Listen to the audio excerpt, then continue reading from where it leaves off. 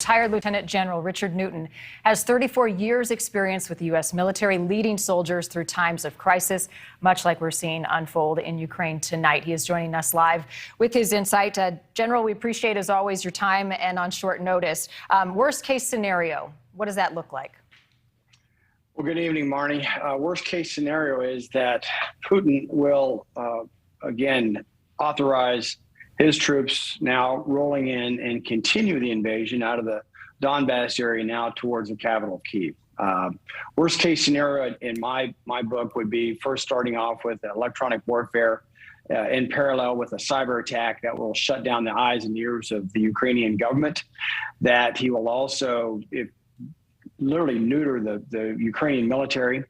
And then he'll start coming in with other more kinetic capabilities, such as an air campaign. If you recall back in Desert Storm in January of 1991, the shock and awe campaign of American air power and NATO air power back then.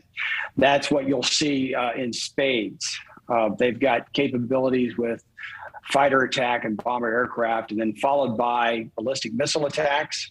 And then you'll start seeing the Russian special operations forces, which are to some degree already in place in Ukraine. At least my sources tell me they'll come alive, if you will. They'll be prepared to, again, as we talked about just about a minute or two ago with regard to this special list or this list of Ukrainians that they'll want to either murder or put in camps. But follow on with that, you're going to start to see probably the tanks rolling in from the north out of Belarus, and it's going to get ugly quickly, but it's going to be lightning quick. It'll be blitzkrieg-like, and it will be, again, as I mentioned, a shock and awe that we can expect. That would be the worst case scenario over the next 24 to 96 hours. In terms of the United States' role in all of this, we heard the president say today U.S. troops being deployed there to support NATO. They will not be in hand-to-hand combat. They will not be involved in the war. Speak to me about the logistical role of American troops in this scenario. Well, as far as the NATO, according to Article 5 of the NATO treaty, again, that is invoked when one member of NATO, there are 30 members of the NATO treaty now. If one member is attacked, then again, all NATO forces, all NATO members are to come to the aid of that one nation. This is not the case. Ukraine is not in NATO. But what President Biden has ordered is to put existing U.S. forces in Europe now and put about 800 to 1,000 in place up in the Baltic states, Estonia, Latvia, and Lithuania. He's also asked for additional air power, and we have that in place with F-35s.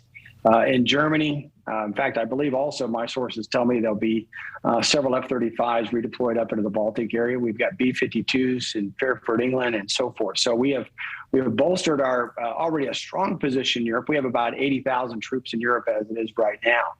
But again, though, this is one where this is, as the president was made very clear, this is defensive in nature. But should, again, I'm way ahead of myself here, but should the conflict spill over into a NATO member, there is extraordinary U.S. offensive firepower on the continent already, as well as NATO firepower as well. But let's not get too far ahead of ourselves at this point. But again, that's as much to be defensive as to deter other actions, certainly outside of Ukraine, and it's to dissuade Putin from, again, doing anything as folly as that. But he is very unpredictable, very difficult for us, and therefore that's why we have to go in rather heavy-handed in terms of our defensive posture. In terms of the sanctions today, are you concerned at all about a threat here at home, retaliation? Well, there's a couple things I'm concerned about. One is in the event that Putin decides to launch a cyber attack, one like we've never seen before. Again, spillover is not the right term, but it's the only one I can grab right now. But if in terms of spillover effect into other networks and so forth, that could affect the United States, or could be also deliberate on his part to affect, a lot of our cyber networks and so forth. That would not surprise me. We need to be ready for that.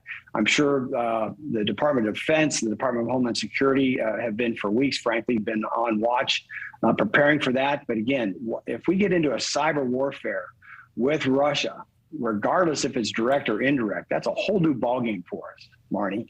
And it's one that I don't know if anybody's really effectively prepared for a cyber warfare of that scale or that potential scale. A scary threat on the horizon. Retired Lieutenant General Richard Newton, as always, thank you so much for giving us some of your time. Thanks for watching. Click the red subscribe button below so you can get more of NewsNation's fact-driven, unbiased coverage.